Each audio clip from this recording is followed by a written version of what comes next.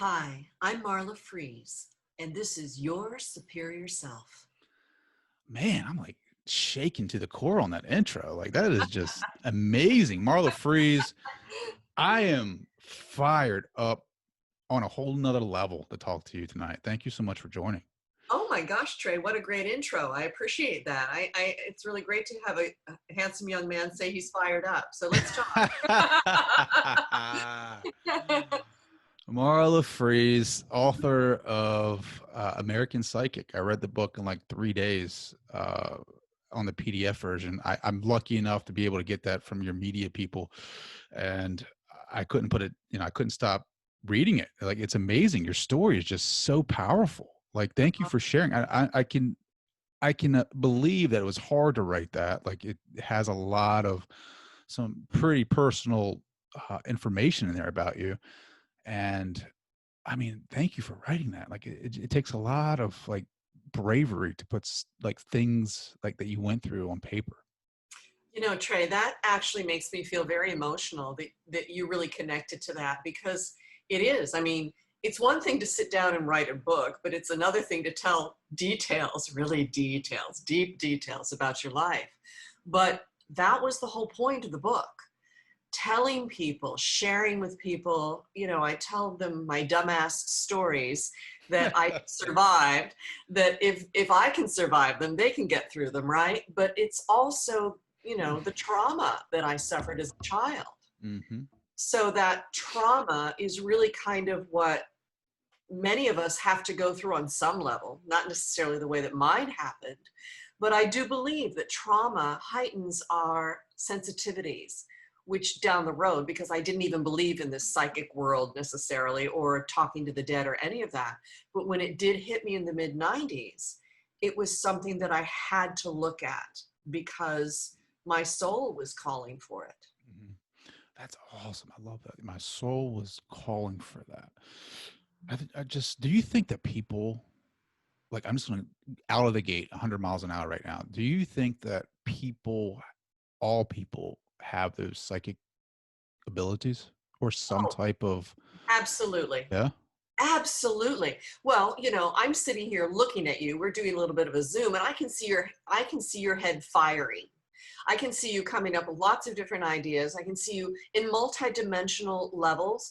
Also, I can see where you've had, some anger issues. When I look at someone's head and I see a little red zagged bolt coming out of it, that means you had a conversation this morning or sometime during the day that, you were filled with piss and vinegar. But I do believe, I think that we all have this. And it manifests in different ways. I work with scientists. And the scientists that are materialistic and all of that, they don't want to believe that they're psychic. They just want to believe that they're smart. But, I've been working with Tom Campbell, this physicist, and he was a NASA defense guy, and now he's a consciousness expert. I've been working with him for the last 10 years, and he does a virtual reality model. And his whole thing is about reality equaling information. So we are literally looking at all of us being able to tap into this database, which a lot of spiritual people call the Akashic records. But for science people, it's the database. Yeah. And we can tap into it, and it's multi-level and it's just amazing. It's good PR for God. Well, how do you Truly. tap into that? Is it like, because I've been reading a little bit of Dr. What is his name? I'm looking at his book upside down, Joe Dispenza. Yeah, sure. Um, Yeah. who I've been trying to reach out to, but I'm reading his book, How to Be Supernatural. And he talks about going into like a meditative state and changing your brain waves from beta to alpha to theta to delta. And that's where like the delta, where you're in higher consciousness and you're able to reach and access that void, that what does he call it? Quantum reality or whatever it is, like Sure. the records, right? Like you talk about. Yeah. Does that sound right? Like, is that something like you have like to get into that meditative state is where the key is? Okay, so I didn't study with Joe, but I know Joe's work and I Sure. deeply respect his work, and I know a lot of people that have been working with him for years, but I did it a different way. I ended up going to the Monroe Institute, which is man, I was getting There ready you to go. ask you that. I'm a Yeah. big fan of Robert Monroe. I read all 3 of his books. Well, yes. So if you've Yes. read his books, you understand that Bob Monroe, back in the 70s, developed the Hemisync program with Dennis Metternich and Tom Campbell, who I was just talking about. And they developed the Hemisync brainwave binaural beat system that Monroe has been using for years. So when you talk about getting into that theta and that gamma, that delta state, these binaural beats will actually do that for you.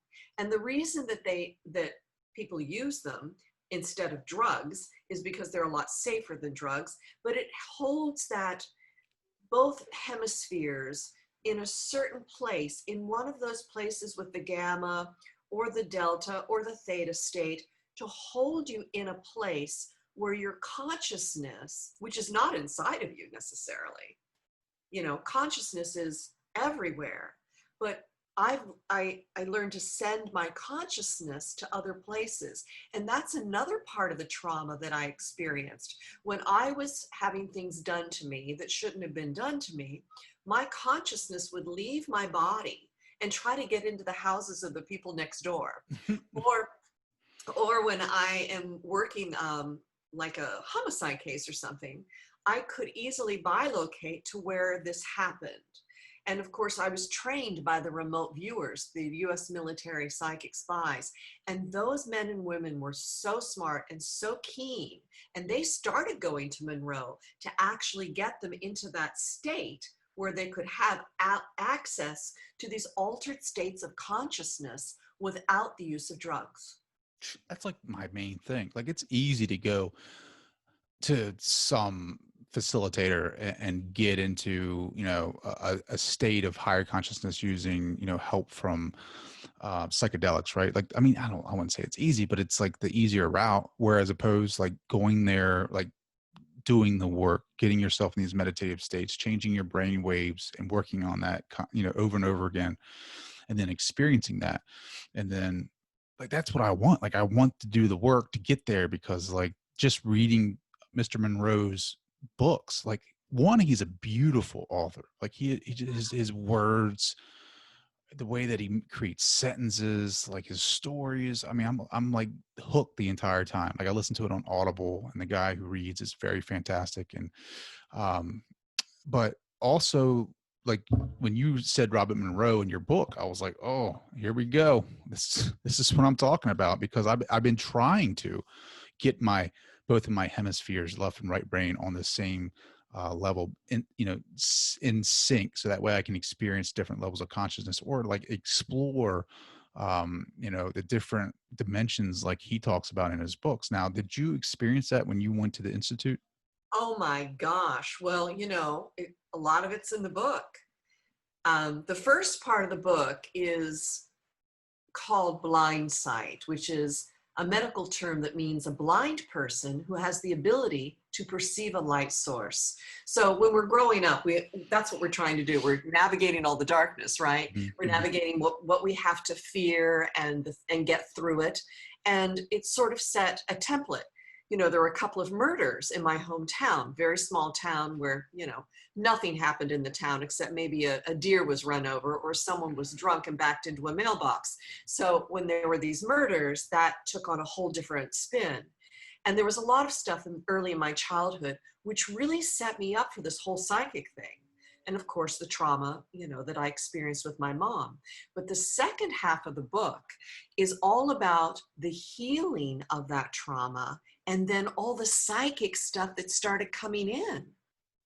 That's when we have to move that pain or that suffering or that trauma. And in respect of getting it out of our systems, then this divine light, this intervention of amazing psychic awareness and visions and prophecy and all of that stuff started coming in. And toward the end of the book is when I do talk about my experiences at Bob Monroe's Institute, which is the largest Center for Expanded States of Awareness. Now, right now with COVID, they're doing online courses, but I do want to tell your listeners about what Tom Campbell is doing. Tom is continuing to do this same work, but he's developed his own binaural beats, which are different, of course, than the Hemisync work. The Hemisync often has guided meditations and music with it, but his are some Cadillac, hardcore, amazing binaural beats. And I've done some of the best remote viewing, the remote What is viewing. that? What is that remote viewing? I've You know, heard it a couple times. remote viewing was developed back in the 60s and 70s by a psychic named Ingo Swann at the Stanford Research Institute. This was when the CIA was working to utilize these psychic spies, and he developed a protocol, which I think would be really interesting for you, Trey. I'd like to see you take a course in this because I think you'd find it fascinating. Those of us who have these innate psychic skills are able to do it in a natural way, but controlled remote viewing is literally a specific, it's a specific way of allowing your subconscious to structure information and go to targets and get information about lots of different things. So that's controlled remote viewing. Then there's there are other, I don't want to spend my whole time talking about remote viewing, but it's very fascinating. But there's lots of ways to do it. But the point is, it's another way to access your subconscious and have it do stuff. There you go. That sounds like fun. That's a pretty easy explanation. But Tom Campbell's work right now, he's doing these deep immersives. I'd love to see you do this because it's like a 4-day course online, but you're doing it with him and you're doing it with another group of people in a Zoom because you're listening to the binaural beats with specific intent and then coming back in and talking about it. And I've accessed past lives doing this, remote viewing basically with a target in mind, and we figure out what the target is, but some of this stuff is really remarkable. So about the past life regression in your book too, right? Like, yeah. I think you were with James Van Praagh or something like that. Like you were with him and you guys were doing some past life stuff, like, and you had a pretty interesting experience with that as well. Well, one of the key persons in people in my life was Brian Weiss. And he's the father of past life regressions. I mean, he basically is the man to go to remember the book, Many Lives, Many Masters? Yeah. Brian is the best-selling author of all of those books. And yep, I was on a boat on the way to Ensenada, Mexico with James Van Praagh, that's a whole nother incredible story. I mean, I don't believe in talking to the dead, and I end up being in James Van Praagh's house, but that's a whole nother story. But Brian Weiss regressed me. And I didn't believe in this crap. I was like, what is this? And it was a transformational, life-changing experience. Unbelievable, because what it proved to me was that I chose to come back here. You chose to come back as Marla? Is that what you mean? I didn't know my name was going to be Marla, but yeah, I chose to come back here.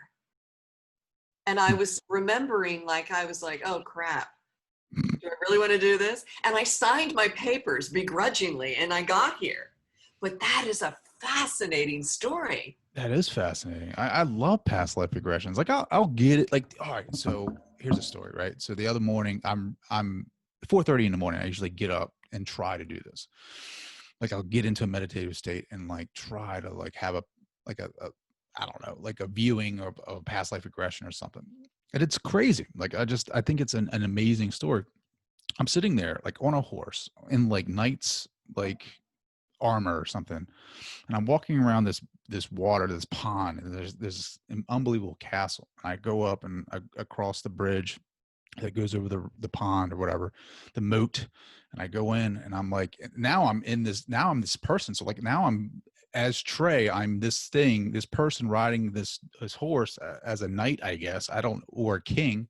And I come in and there's this kid and I get off the horse and I'm like, where's the king at? I need to speak to him. And the kid looks at me. He's like, you are the king. And then walks away with my horse. I'm like, and then I wake up. I'm like, shit, man, I could have had an amazing experience. I was a That's kid, great. you know That's what I great. mean? Like, and then Yeah. I woke up and then I was like, oh, that's awesome. And then I went back and tried to do it again. And then this time when I did it, it was like 30 seconds of me as a woman who was like a prisoner or something that was Mhm. in some like chamber with a window and I could see outside, but I was scared to leave for some reason. And then I woke up again and it was just like, man, this stuff's interesting. Like I'm hooked. It is. It's fascinating. And I think it's about having the intention to do it. Hmm. You know, I like using binaural beats. I think it's a great way to get into that zone, but you don't necessarily need that. It's the intention to go in and access part of your database, so to Yeah. speak, of a previous lifetime. Yeah. Yeah. Well, just like what Robert Monroe teaches, right? Like you go to sleep, he would do a couple of sleep cycles, wake up, and then he would go into his out of body experience because his brain was at that, that when you're doing the binaural beats, you're trying to get your brain into that gamma theta range. And when you wake up, you're automatically in that because you were just in a REM sleep. So when Right. you come out of that, now your body hasn't kicked out of that yet. It takes a little bit for your brain to catch up to consciousness. So you come out of gamma, you're in theta, and then that's where if you concentrate enough or try to be more aware, you can get these past life regressions when you wake up out of REM sleep. So like I will just automatically wake up at 4:30 and then like I'll just try to lay there and just kind of like as I'm falling back asleep, I'll have these experiences, and it's insane. Like I love it. Oh, Um, I do too. And I think that for your listeners, one of the ways to make sure that you're at least paying attention is to have the intention when you go to sleep of being shown something that you need to see. mhm. Like I like to go, these times have been challenging on many levels, what's going on in our country. And of course, having to wrestle with COVID. And I live in Los Angeles, so you're in Baltimore. We have on different sides of the country, and we're all still dancing through it. Sure. We're all involved in it. And I like to have the intention when I go to sleep of show me what I need to learn to be better in this situation. Show me something about a fear that I need to take a look at. Show me how I can feel better at this time because it's so challenging. And you know what's happening to me? I'm going into other lifetimes, not Mm. necessarily past life. It very well may be that I'm checking something out. I'm bilocating into someone else's body. I'm not Marla in the dream. Crazy. That's awesome. But But have you gone into the future yet? Like of Marla? well, I'm looking at that. I'm wondering if some of this is future stuff. Because Robert Monroe has done that. Like he's been able to Yes, go in the of course, future. of course. Well, it's still in normal terms. I mean, I'm not off the planet or anything. Yeah. But one of the most remarkable things is, and I talk about this when you leave the body in death, you leave the issues that you had in life in the tissues. So your consciousness has memory of all of that, but it doesn't necessarily carry it around. And I remember jumping into this woman's body and I'm laughing. I'm like, I mean, I'm a tall, fairly slender or in fairly good shape woman at my age, but I jump into a really curvy woman with really big hair. And I'm looking at myself in the mirror and I'm like, wow, I feel amazing. I didn't have any of my Marla stuff. I didn't have any of my doubts about how I look or insecurities about my belly or anything like that. I was rocking it in this woman's body. And I found that so interesting, Trey, that we I mean, could, that is interesting. Like, see, here's the thing. Like, I love your energy. Like, I just love your energy. Like, I could just you have this feel about you. Like, I can tell you were very successful when you were acting, when you were in theater, when you're on stage. Like, you just have this commanding authority about you. And like, I can't see you jumping into another person's body and being any more, I don't know, like more alive than what you are right now. Like, you are like, I just love the vibe you have. well, I, I'm grateful. I'm really grateful. I think despite what happens to any of us. We have to get up the next day and move ahead. But I'm one of those people that does wake up happy. I've been fortunate not to have many bad days. Mm-hmm. I mean, challenging, of course. I mean, we go through a lot of stuff, as you read in the book, but Well, the one thing I have to ask you about is Cuba. What were you thinking? Huh? Like you find this guy. This is my favorite story in the entire book. She okay. finds this dude in a magazine or something like that, reaches out to him, and he replies back, and you meet him up, and like, you know, does he buy your plane tickets at least to Jamaica? He buys you plane tickets? Yes, he decided he wanted to take me on a date. Yes, this was back when Cosmopolitan had Cosmopolitan Bachelors of the Month. I wrote to a guy, and he he responded, and he wanted to take me on a date to Jamaica. Yeah. Yeah, and then you end up in Cuba, right? just because he was going there to free a guy that he knew in Just prison. because he didn't tell me, and he hijacked me, basically. This is like the older version of online dating. You know that, right? Like, this is a catfish tale of, you know, back in the day. My man was, you know, he might have been handsome. I mean, but man, Jamaica to Cuba, and then you get stuck in Cuba. Yeah. You have to go to the embassy to you know, luckily somebody helped you out. Like, so, luckily somebody took you in and gave you some fresh clothes and said, we're getting you out. And you were able to get out. Yeah. Well, for your listeners, there's a lot that went on in Cuba. Well, they got to read the book. I'm not going to tell them on the show, because yeah, it's my favorite story in the entire book, by the way. I'm just like, what is this girl thinking? Like, yeah, well, I wasn't. But for the women that are listening, something had happened to me on my 21st birthday that I never really imagined. I was drugged and raped. And when you're drugged with Rohypnol, or back then we didn't know what kind of drug it was, and I didn't go to the police because I was a witness to the rape, but I couldn't speak. So I'd been slipped a roofie, and I felt so guilty and so frightened, and I didn't have anyone to help me. I was in a new city. I'd left college and was singing with an opera company, and this all happened. And so my choices from that point on were not so great, meaning I chose to write to a Cosmopolitan Bachelor of the Month to expunge the memory of my 21st birthday. And that was not a real smart choice. That was jumping from the fire into a fire pan. But what it did for me is it made me understand standing up to people in a huge way, taking care of myself. But I am now a much wiser woman to assist other women who have some of the background that I did.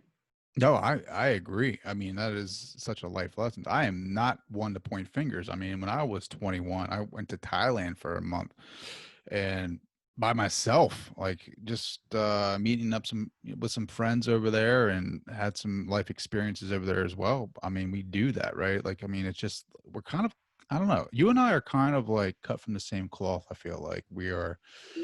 Like, You're that Leonardo DiCaprio guy that got the map for the beach. I was, you know, what's funny is that I went to that beach.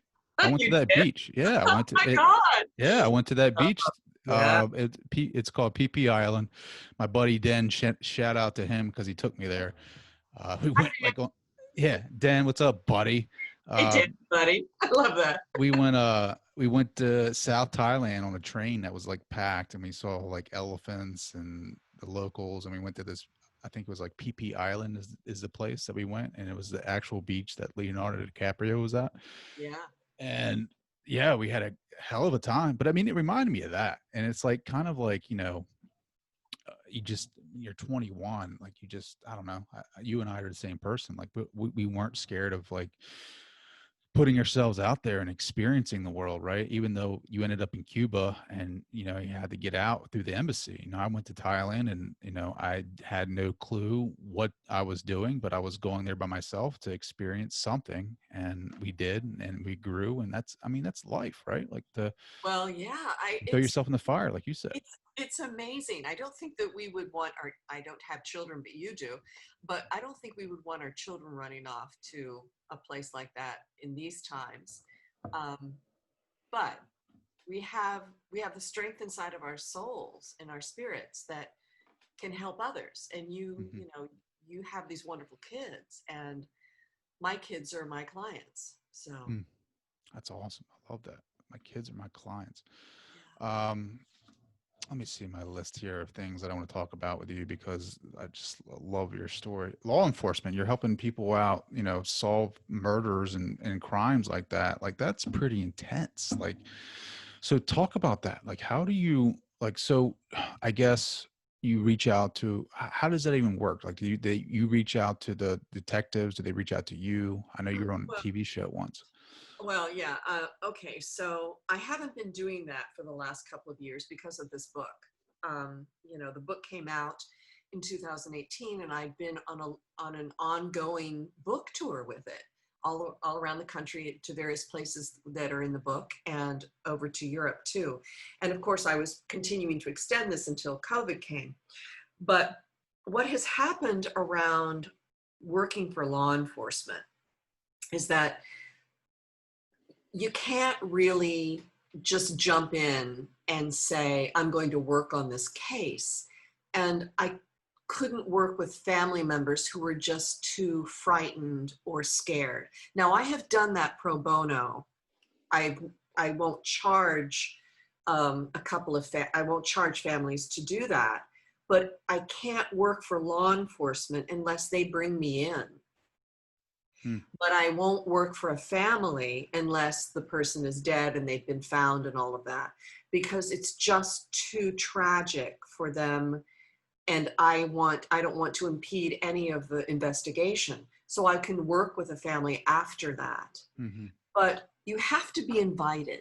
That's really the only way that I see this working for someone like me, because I've learned my lessons with this. So PIs would invite me, or remote viewing people that have had remote viewing groups and who were hooked up to the FBI, they would bring me in, or various law enforcement agencies, because I would, you know, I live in Los Angeles, and there were places that I would just walk in and say, listen, this is what's been going on. If there's a cold case, you know, you want me to look at it, I would, because they've got nothing else to lose, you know, especially on a cold case. So I really loved it.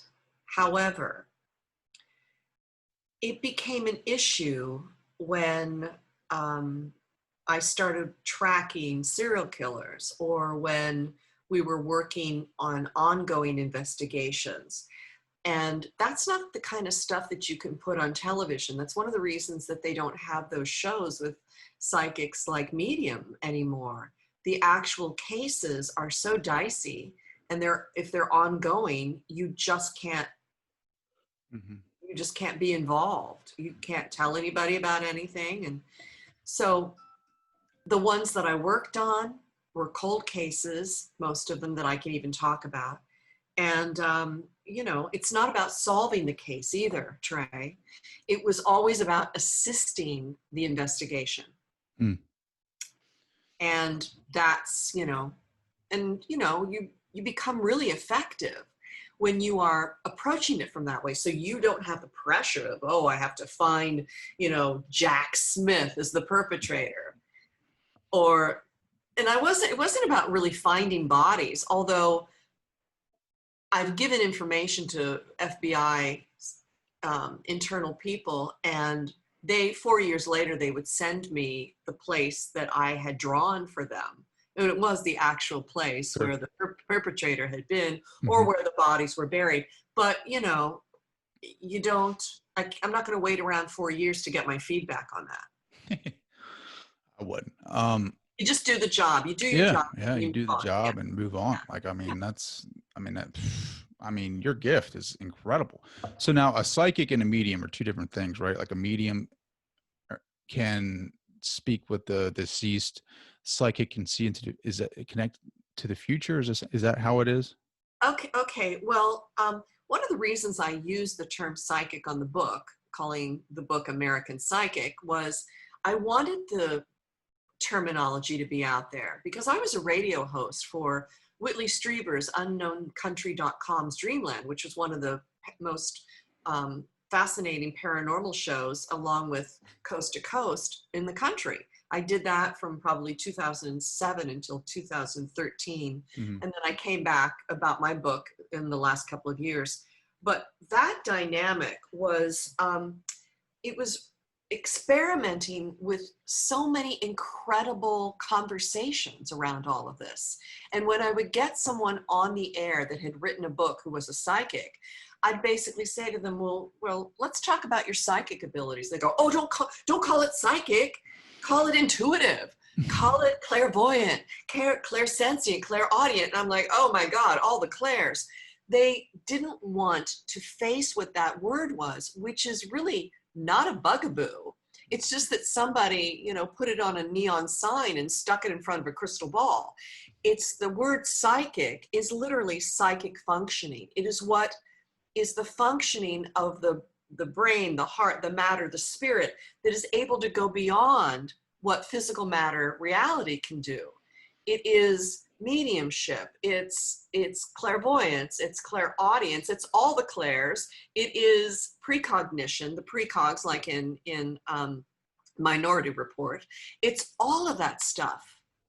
It's being able to do this. So psychic is the thing that we really have to find a way, even scientifically, which is what I've been working on for the last 10 years, to embrace this understanding that we are all capable of sending our consciousness and tapping into the databases of all of the information that has been here and is still here. So psychic is that. The mediumship part is still part of psychic, but it is different in the sense that it is actually tapping into the database or accessing deceased loved ones. So can you channel, can you like what Paul Selig does? Can you channel with the guides? Well, you know what? I made a decision a long time ago because I was channeling a number of things when I was first developing these abilities. And it's called trans channeling, when you allow another energy or an entity to speak, like Jane Roberts did with Seth. I didn't like not being necessarily aware of me, although Paul has been grounding himself. He's a large man, so he grounds himself in his ability to hear consciousness and be able to repeat it. But I'm constantly doing that, but I'm not doing it as like I'm hearing something right now and then I will repeat, well, I'm hearing something right now. That's how Paul works. He repeats that. And he's a really wonderful teacher and great channel for that. But channeling, it's just a way of listening, Trey. And I think that that's one of the reasons, I worked as an actress for 25 years. I stopped in 2002, but that's part of the gift of what acting is. It's listening, because a good actor is responding to what they're hearing in the most authentic way that their character that they've created is responding. So it's listening. And you actually have that ability. I see you. I'm not saying I see you in the shower, but I can see that in the shower, it's one of the greatest places. And when you're in the download space, to have that water hitting your head where you're getting tons of stuff all the time. And I see you sitting outside in a particular chair while the sun goes down. If you're alone, you have a really wonderful way of hooking in, so to speak. Yeah. The shower is it's crazy because it's a lot. you know, like you don't know what's right, what's wrong, what's, you know, it's just a lot. Like my shower is where I get a lot of feedback, and I try to channel to my higher self. Yeah. You know what Robert Monroe talks about, the I out there, like Mhm. all the past Yes. lives that he was. Yes. I try to do that. Like I Yeah. really try to. Like I'll envision myself, I'll close my eyes and I'll envision myself climbing up on a desk and like shouting nonverbal communication to these myself out there and say like, what is it that I need to do next? Like what is it? Like what is it do I need to do to connect the dots? And like I'll just keep hearing, even when I'm on a run, I'll hear, you need to go inside. Like you need to go inside. And I don't know how to do that. Like I continuously ask people, I'm like, especially you, I'm like, how do you go inside, man? Like I sit down and I meditate and I try to go inside. And I try Well, to, I think it's a lot easier than that. you It's not, think? yeah, I do. I really do. When you're quiet and you're in the shower, you just listen. Hmm.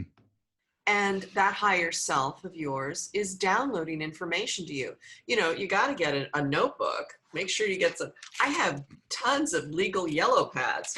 Um, Do you but can you connect to that? Like when do you know that's your higher self? Do you know that's who's talking to you? Because I hear a lot of different, like I hear voices that aren't mine, and it's like, well, that's fine. You don't. I don't even worry about that. You're training yourself to listen. mm-hmm, What I think is really good is to be able to sit down when you're quiet, and instead of necessarily going into a meditation, start to write. And some people call it automatic writing. I don't even like to do that because I'm basically connected to the information. I'm in the conversation. So I start writing about, oh, I'm so grateful that this happened today. And thank you so much for giving me the opportunity to talk to Trey on his show. Um, Show me what you want me to know. yeah, What do you want me to know? And then I'll hear something like, well, you really need to go to blah, blah, blah, blah, blah, and you need to pick up this, and you need a light for this, or I really want to hear you talking about such and such. And I'm like, just writing it down. I'm trying not to have any attachment to the information. I mean, that was one of the reasons I got divorced, because I was so busy in that relationship, because there was so much turmoil that had happened in my marriage, that I was constantly worried, and I was always asking about what to do and how to help what was going on. And mm-hmm. I was being given information. I didn't like the information, but I took it down because that was my lifeline. I love It that. was just tumultuous times, and we are in situations for various reasons, and I had to learn a lot in that situation, but I was constantly asking for help. And that's one of the things that we're always doing. We're taught through organized religion to reach out and to pray. And I'm actually involved in touching source by talking to this larger consciousness system that you can call God, or, I have a lot of names for it in the book, right? Sure. So just trusting that I'm going to be given the best information for my highest good, or when I work with someone, for their highest good. I love that. I love that. I think God is like, I'm learning more so. Like God is a state of being. Like God is I don't know, like just all encompassing awareness of like unity, of consciousness, of just love, joy, all of that, right? Like um I'm feeling like the more that I awaken, the more that I like, you know, what's so funny is today I took a picture of I love sunrises, sunsets when I can, sunrises, and you're probably seeing that when I go run early in the morning. I'll always take a sunrise picture. I'll stand there and I'll watch it, and I'll just talk to God, or I'll talk to my true self. I'll talk to whoever's listening. And this morning, I'm like running and I'm listening to these, this inspirational music. And like, I'm just like, show me am I doing the right things? Am I doing what I need to be doing for my growth?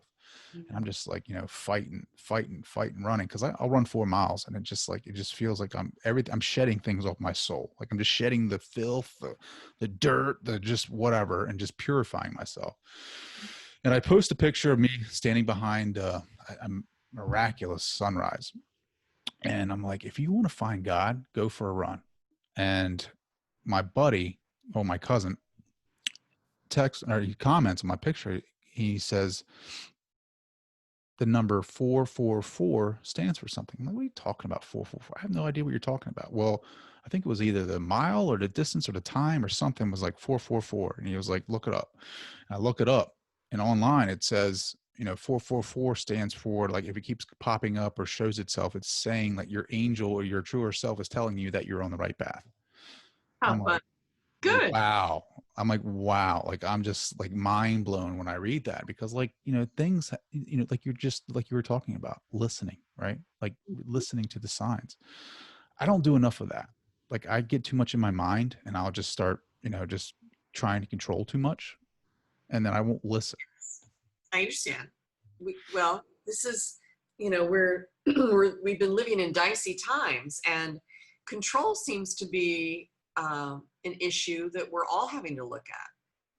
Whether we feel controlled, whether we think that we're doing something for others. Masks have been a very Mhm. interesting conversation. You know, some people don't want to wear masks, and I'm all about whatever is best for myself and others. And I don't mind doing something to help someone else if that will give them a psychological support, or if it really is protecting myself. Be really curious over the next couple of months during the holidays if we don't get flus the way we used to, if we're wearing masks, Sure. if we're protecting ourselves in that way. I just, I didn't ever want or think that should be politicized. So when I'm up, I'm not running at 5:30 in the morning, but I am hiking. And are you on Instagram? Because we Yeah. should Yeah. probably be sharing, Yeah. sharing photographs with each other. Absolutely. Yeah, so you'll see where we are in that conversation. I think it's starting the day or ending the day is a prayerful experience of showing up for God, Mhm. the universe, showing up for consciousness and saying, you know what, you put me here at this time, at this place, to be here for this right here, right now. And I'm going to show up. Mm. And that's what you're doing. And you have a passion. You said something very smart, Trey. I'm glad you noticed that. We are similar, like brother, sister, and I'm a few years older than you, but that dynamic, Not much. yeah, we'll talk later.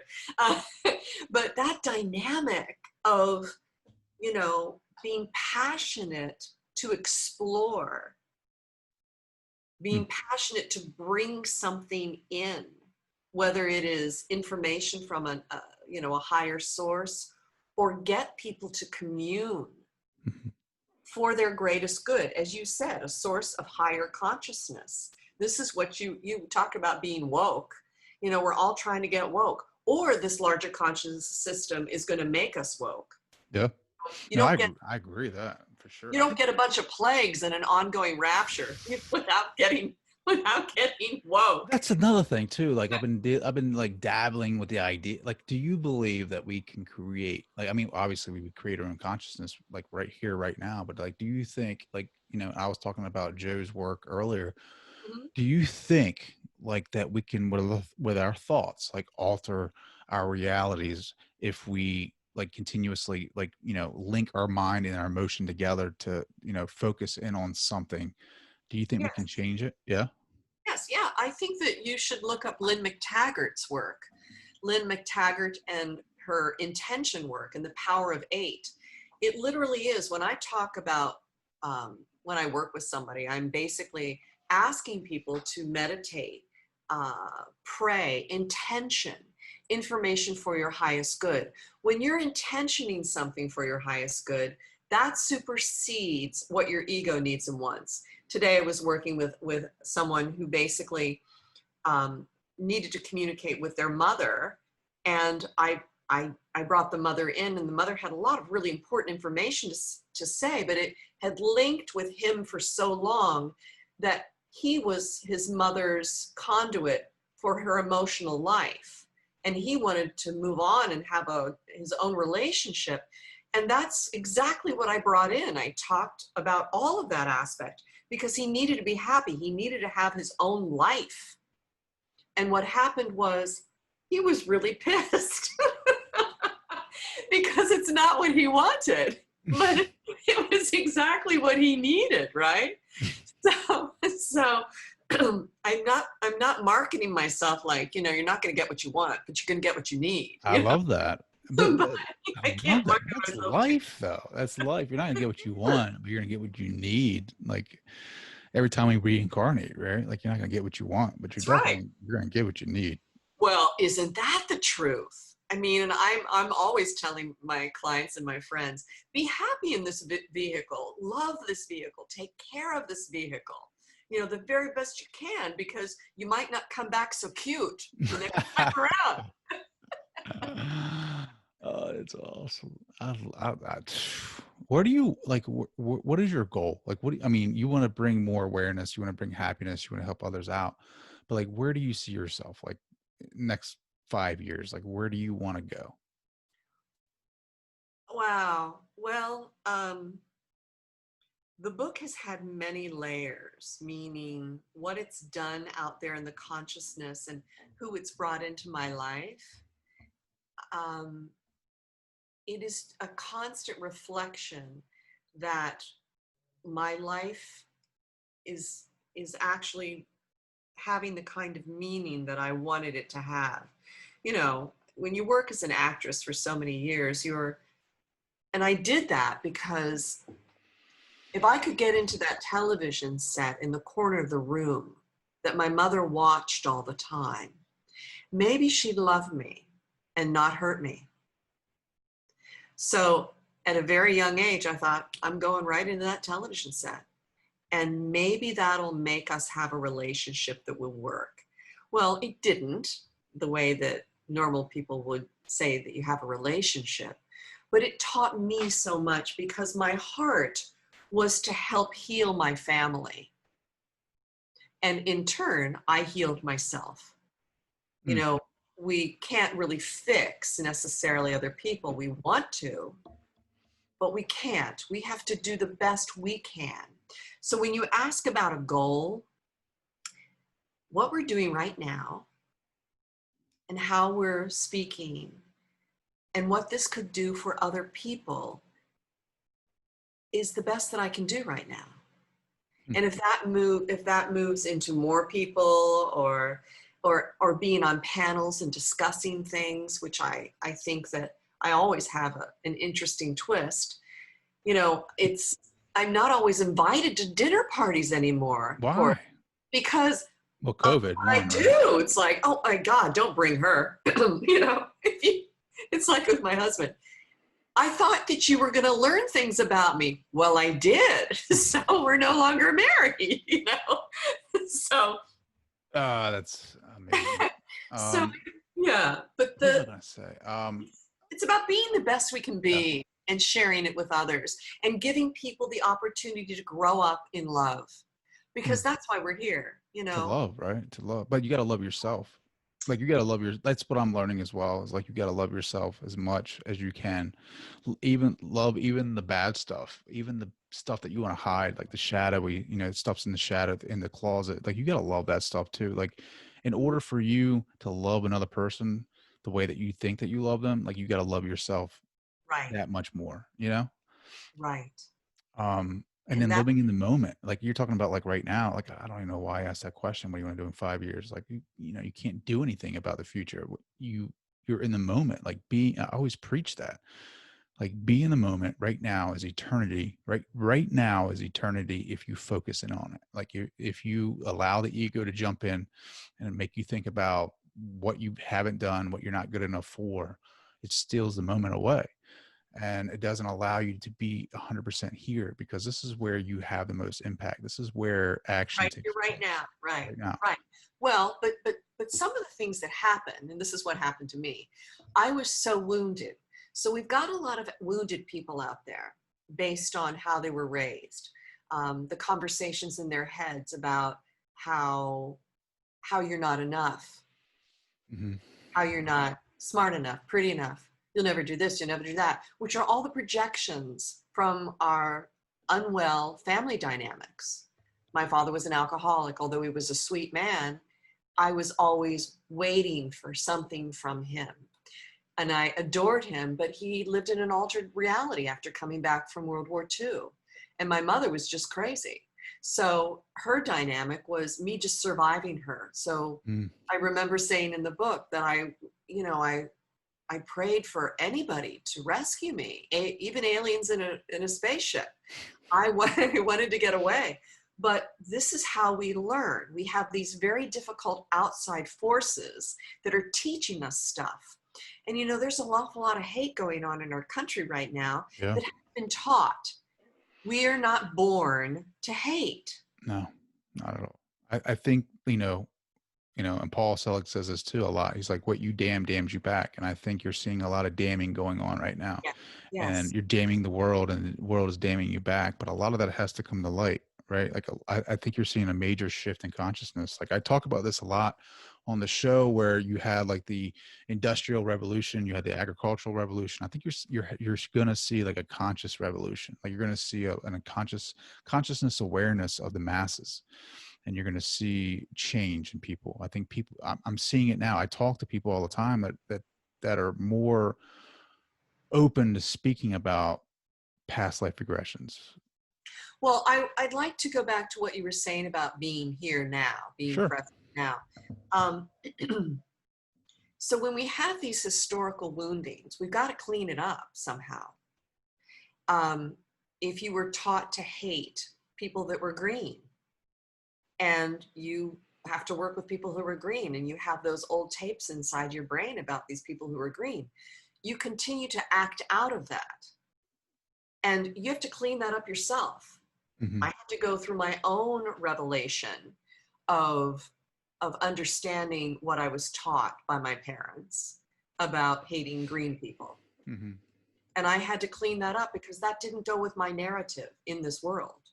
It did not work for me as a child when green people were working for us. And I thought, those green people don't want to be working for us. What's going on here? And exploring what that was about. And so in being so deeply sensitive to power struggles and all of that stuff.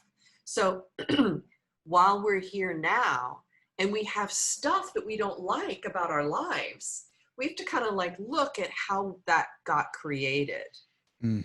And that's what. But if you don't, if you're not awoke, if you're not, I don't Well, even you got to get. you gotta awaken to that, right? Like you gotta have something. To be aware. You have to be aware to it. And that's the thing.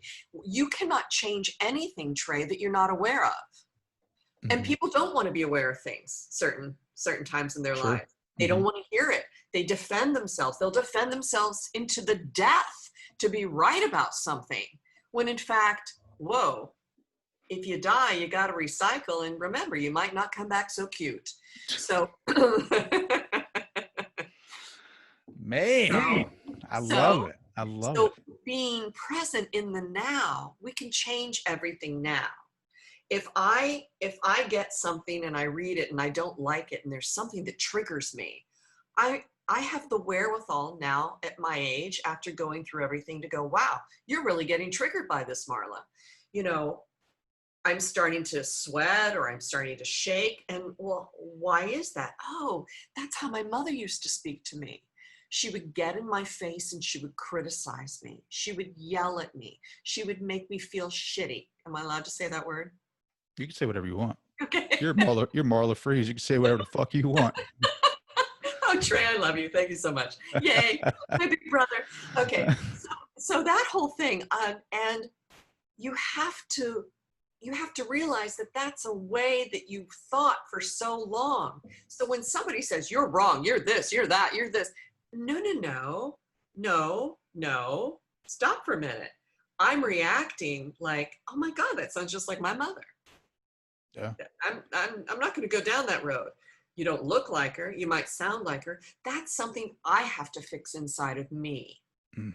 And you have to fix it. Yeah, you got to fix it. I got to fix it inside of me. If you tell me, Marla, you have an attitude about green people.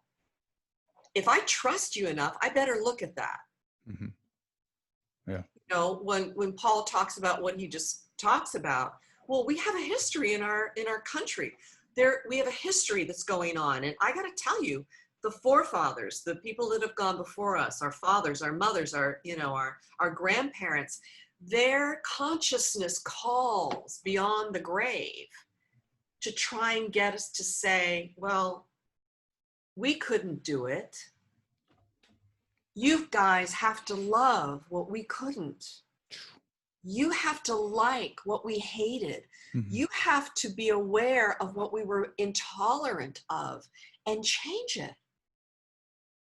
Yeah. No, I agree 100. That's like, but how do you do that? Like, how do you get, Well, like, you people become only, aware. You well, you become become aware. aware, you become aware, but people can only love as much as they're able to, right? Or like, I remember, let's see, you know, the great generation of men, right? Like Mhm. their My father. sons, yes, their sons and daughters suffered because they didn't know how to love them. They loved them without a doubt, but Right, like right, talking to them about that, like for right. me, I'm laying on the couch with my son and I'm stroking his hair. He's 10 years old. And I'm just like, I love you, buddy, and give him a kiss. And like, not that Yeah. my dad didn't do that, but it was like maybe he didn't know how to do that, right? Like, Oh, I you know? completely understand. You know, in the book, there's a situation where my father's hugging me, and he never really hugged me like that. He was so frightened. At that moment, he realized, you know, he knew a piece of information about that girl down in the valley where our farm was, that she had been raped and murdered. And he knew that. And he didn't even know that I knew her. And he was hugging me and saying, this terrible thing happened, a girl down in the valley. And I was like, oh my God, he had no idea that I'd been spending the last 2 weeks with her. But Mhm. he was so frightened that something like that could happen to his own daughter. That I saw my father like that day, like I'd never seen him before. Mm. And it broke him apart. And I didn't know that he even thought those things of me, or that he loved me. And, you know, he showed me different ways the way he loved me. And now our generation, you know, our children's generation, are able to show their children love in different and more affirming ways that makes their soul and their spirit strong. A daughter who has a father that loves her can basically do anything. A daughter that has a mother who doesn't love her is always struggling to be enough. So I have that very interesting dynamic, Mm. you know, and I'm very much aware of it. That's So with awareness, we can change it. with At awareness. this time, at this place in our lives right now, you and me, we're enough. We're having a conversation with each other that is honoring our path, where we are, and wherever we're going. And hopefully your listeners will go on that ride with us. Hear this, accept it, and become more aware. Like, be more curious Yes. about Oh, what that's you my favorite are. word. Oh, give me 10 on that. That is my favorite word. That's what I tell people. When people want to know how to become more psychic, I always tell them, look, you have to pay attention to how you think. You have to know how you think. And I, you know, on Facebook, I just got people talking about how many times a week they lie to themselves, even a day. When you start paying attention to how you think, then you can change it. So instead of trying to defend being right, or you know, you're this and you're that and blah blah blah blah, be curious about how you could be wrong. Mm. Be curious about how you could be wrong. Be curious about learning something new. Yeah, I mean, and how much of that is ego too, right? Like, I could never admit that I was wrong before. Like, I could never, even if I was wrong and noticed it in the middle of an argument that I was wrong, I would never admit it. But you know, like, I would never do that. And now you But can I now. can now. Yeah, yeah. I can for sure do that now. Like, I even stand back and just kind of like, you know, like, I'll see, like, so my philosophy now is God is everything. God is everything. Like, even fear, God is everything. God's love, and God's everything. And so like I'll sit there, and when I feel my emotions, like I try not to be my emotions. I feel them, but I try not to be them. I consider it a test from God, whatever situation I'm in, whatever moment that I'm in. Like if I because you said the fire, right? Like I am an emotional dude. I wear my heart on my sleeve. Like I'm very passionate about things. And if I feel that come up, I'm like, this is just a test. Like God's testing you right now. Like he's literally letting you, because things repeat itself. Like this won't be the last time you feel this, but he's trying to see how you react and what are you going to do? Well, consciousness is a miraculous thing. And that is this communication that we're having on this computer. This computer's like God, and we're the players of our own avatars. We don't really exist without this consciousness, which is the computer. And the computer isn't fun, and it doesn't do anything without us. I love it. I love it. Well, think about who built the computer, right? God built it, right? Some dude built it, right? Or, you know what I mean? Somebody had to make the computer or the machine that made the laptop. So ultimately God made it. Marla, I can talk to you all night. Seriously, you're the best. How can people connect with you? Well, I have two websites that interact with each other, the Marla Frees, FREES.com, and you can go to the contact form and fill that out. Or if you're really interested in what's been going on with the book, and you can buy the Audible, which just came out a month ago, actually. So I have it on Audible and Do you read that? Kindle. Yes, I do. Oh, man, I can only imagine how good that is. Yeah, the Cuba story. It's quite good. The Cuba.